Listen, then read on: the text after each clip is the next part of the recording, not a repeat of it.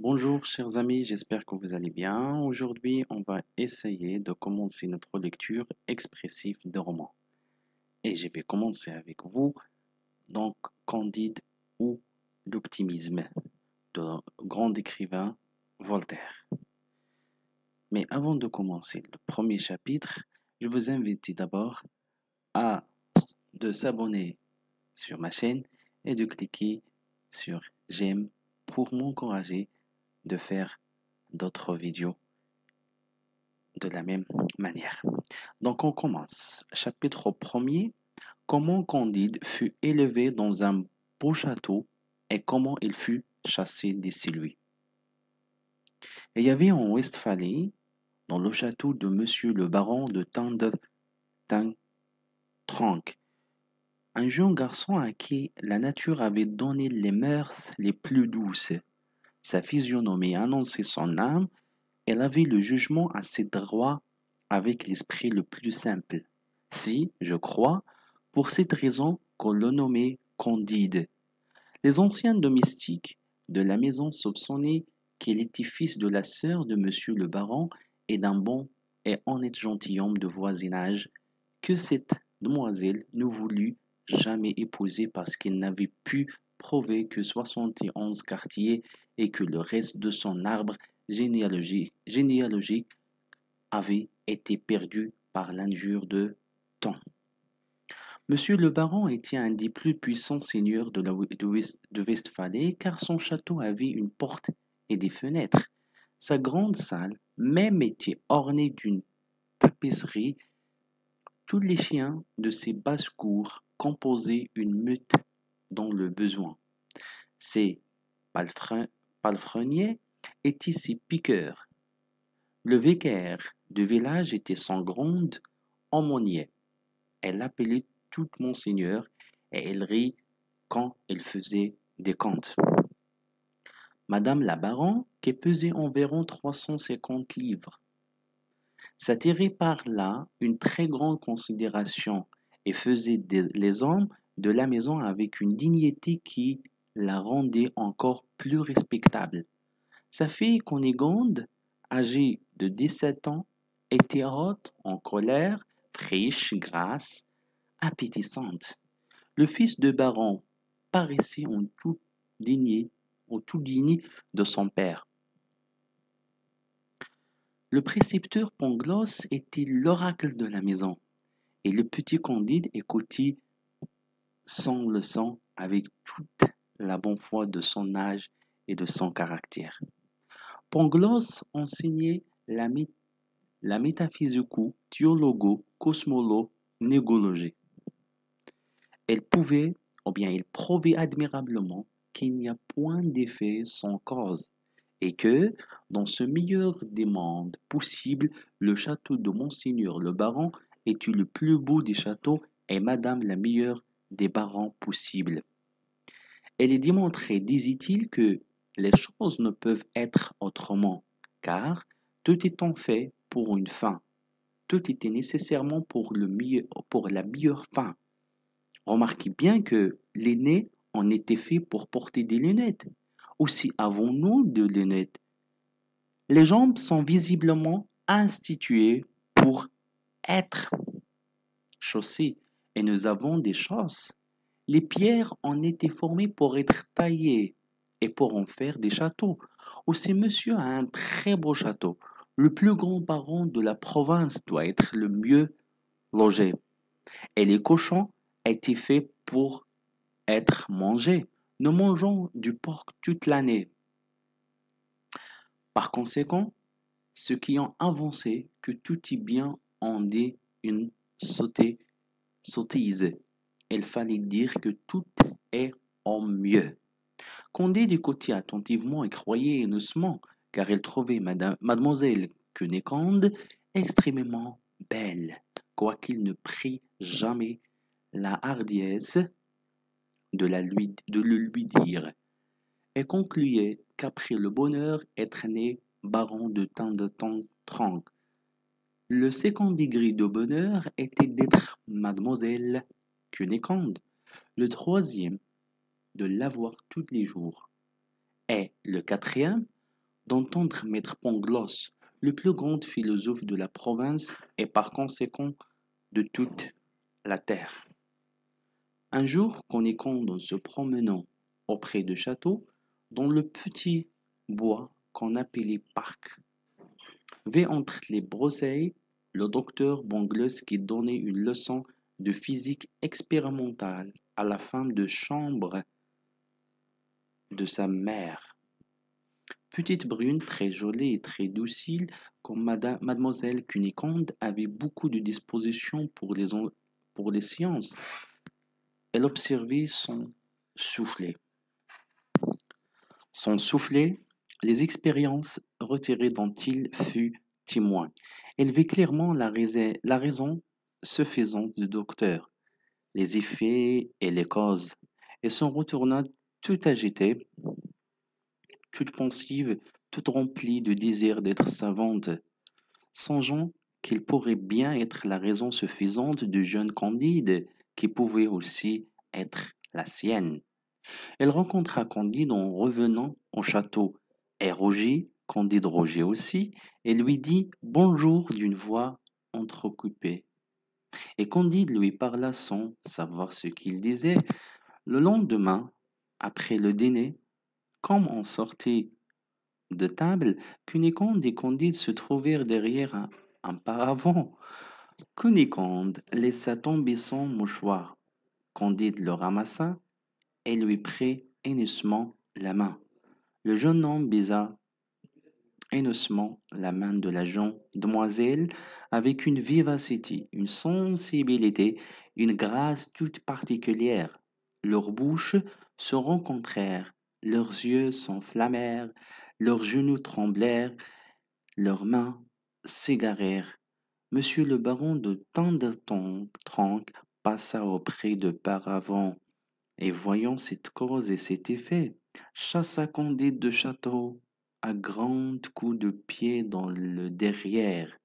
Cunégonde s'évanouit, elle fut souffletée par madame la baronne dès qu'il fut revenu, et à elle-même, et toute fut consternée, bien consternée dans le plus beau et le plus agréable des châteaux possibles.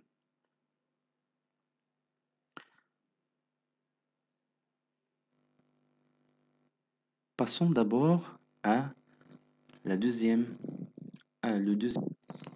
Chapitre 2.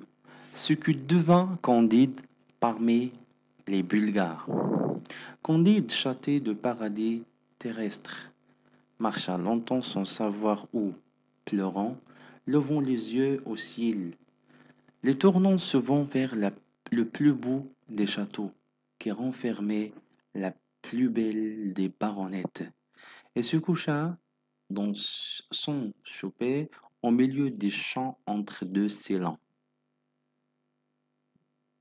La neige tombait à gros flocons, Candide tout bronzé se traîna le lendemain vers la ville voisine, qui s'appelle Wardegorf Traugdorf, n'ayant point d'argent, mourant de faim et de lassitude. Elle s'arrêta tristement à la porte d'une cabaret, ou bien d'un cabaret. Deux hommes habillés de bleu le remarquèrent. Camarade, dit l'un, voilà un jeune homme très bien fait et qui a la taille requise. Ils s'avancèrent vers Candide et le prièrent à dîner très civilement. Messieurs, leur dit Candide, avec une modestie charmante, vous m'ont fait beaucoup d'honneur, mais je n'ai pas de quoi payer mon écout. Ah, monsieur, lui dit un dit bleu, les personnes de votre figure et de votre mérite ne payent jamais rien. N'avez-vous pas 5 pieds 5 pouces de haut? Oui, messieurs, c'est ma taille, dit-il en faisant la révérence. Ah, monsieur, mettez-vous à table. Non seulement nous vous défrayerons, mais nous ne souffrirons jamais qu'un homme comme vous manque d'argent. Les hommes ne sont faits que pour se secourir les unes les autres. Vous avez raison, dit Candide. C'est ce que M. Pangloss m'a toujours dit. Et je vois bien que tout est en mieux. On le prie d'accepter quelques écus et les prend et veut faire son billet. On n'en veut point. On se met à table. N'aimez-vous pas tendrement? Ah oui, répondit-il. J'aime tendrement mademoiselle Cunégonde. Non, dit l'un de ces messieurs, nous vous demandons si vous n'aimez pas tendrement le roi des Bulgares. Point de tout, dit-elle, car je ne l'ai jamais vu. Comment, c'est le plus charmant des rois, et il faut boire à sa santé. Or, très volontiers, monsieur, et elle boit, c'en est assez, lui dit-on. Vous voilà l'appui, le soutien, le défenseur, le héros des Bulgares. Votre fortune est faite, et votre gloire est assurée. On lui met sur le champ les fers au pied, on le mène au régime, on le fait tourner à droite, à gauche, aussi les baguettes mènent au régiment, on le fait tourner à les baguettes, remettre la baguette. Aussi la baguette, remettre la baguette, coucher en joue, tirer, doubler le pas, et on lui donne 30 coups de bâton. Le lendemain, elle fait exercice un peu moins mal, et elle ne reçoit que 20 coups. Le surlendemain, on ne lui en donne que 10, et elle est regardée par ses camarades comme un prodige. Candide, tout stupéfait, ne demeulait pas encore trop bien comment il était un héros. Elle s'avisa un beau jour de printemps de s'aller promener, marchant tout droit devant lui, croyant que c'était un privilège de l'espèce humaine, comme de l'espèce animale, de se servir de ces gens à son plaisir et ne pas fait 2 lieues que voilà 4 autres héros de 6 pieds qui l'atteignent, qui le lient, qui le mènent dans un cachot. On lui demanda juridiquement ce qu'elle aimait le mieux d'être fustigé 36 fois partout le régiment ou de recevoir à la fois 12 balles de plomb dans la cervelle. Et le bout dire que les volontés sont libres et qu'il ne voulait ni l'un ni l'autre. Il fallut bien faire un choix et se détermina en vertu de don de Dieu qu'on nomme liberté. À passer 36 fois par les baguettes, elle essuya 2 promenades. Le régiment était composé de 2000 hommes. Cela lui composa 4000 coups de baguette qui, depuis la nuque, du cou jusqu'au cul, lui découvrirent les muscles et les nerfs. Comme on allait procéder à la 3e course, Candide n'en pouvait plus, demanda en grâce qu'on voulut bien voir la bonté de lui casser la tête. Elle obtint cette faveur, on lui bande les yeux, on le fait mettre à genoux. Le roi des Bulgares passe dans ce moment sans forme de crime de passion et comme ce roi avait un grand déjeuner. Elle comprit par tout ce qu'il apprit de Candide que c'était un jeune métaphysicien fort ignorant des choses de ce monde, et il lui accorda de sa grâce avec une clémence qui sera louée dans tous les journaux et dans tous les siècles. Un brave chirurgien guérit Candide en 3 semaines, avec les émollients enseignés par Dioscoride. Elle avait déjà un peu de pouls et pouvait marcher. Quand le roi des Bulgares livra bataille au roi des Avars. Chapitre numéro 3. Comment Candide se sauva d'entre les Bulgares et ce qu'il devint. Rien n'est si beau, céleste, si brillant, si bien ordonné que les deux armées, les trompettes, les fifres, les hautbois, les tambours, les canons, formaient un harmonie tel qu'il n'y en eut jamais en enfer. Les canons renversèrent d'abord à peu près 6000 hommes de chaque côté. Ensuite, la mousqueterie ôta de meilleurs du monde environ 9 à 10 000 coquins qui ont infecté la surface. La baïonnette fut aussi la raison suffisante de la mort de quelques milliers d'hommes. Le tout pouvait bien se monter à une trentaine de mille âmes. Candide, qui tremblait comme un philosophe, se cacha du mieux qu'il put pendant cette boucherie héroïque. Enfin, tandis que les deux rois faisaient chanter des te Deum, chacun dans son camp, il prit le parti d'aller raisonner ailleurs des effets et des causes. Il passa par-dessus des tas de morts et de mourants et gagna d'abord un village voisin. Il était en cendres, c'était un village à Abar que les Bulgares avaient brûlé. Selon les lois de droit public, ici des vieillards, criblés de coups, regardaient mourir leurs femmes égorgées, qui tenaient leurs enfants à leurs mamelles sanglantes. Là, des filles éventrées après avoir assouvi les besoins naturels de quelques héros, rendaient les derniers soupirs. D'autres, à demi brûlés, craignaient qu'on achevait de leur donner la mort.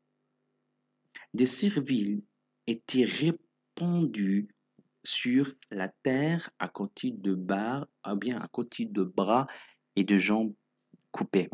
Candide s'enfuit au plus vite dans un autre village. Elle appartenait à des Bulgares et les héros Abar l'avaient traité de même. Candide, toujours marchant sur des membres palpitants ou à travers des ruines, arriva enfin hors du théâtre de la guerre, portant quelques petites provisions dans son bissac et n'oubliant jamais mademoiselle Cunégonde.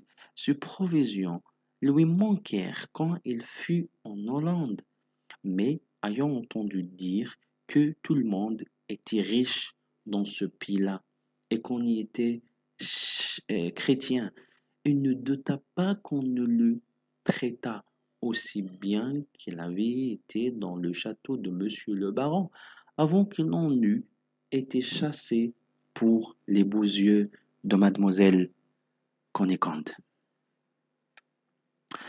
Elle demanda l'aumône à plusieurs graves personnages qui lui répondirent tout cru s'il continuait à faire ce métier.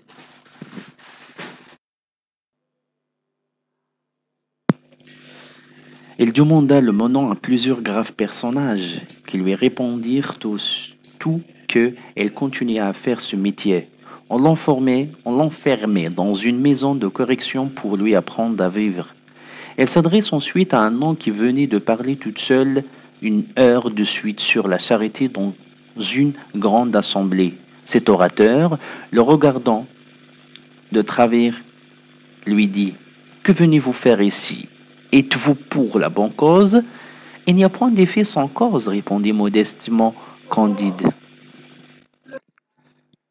Tout est enchaîné nécessairement et arrangé pour le mieux.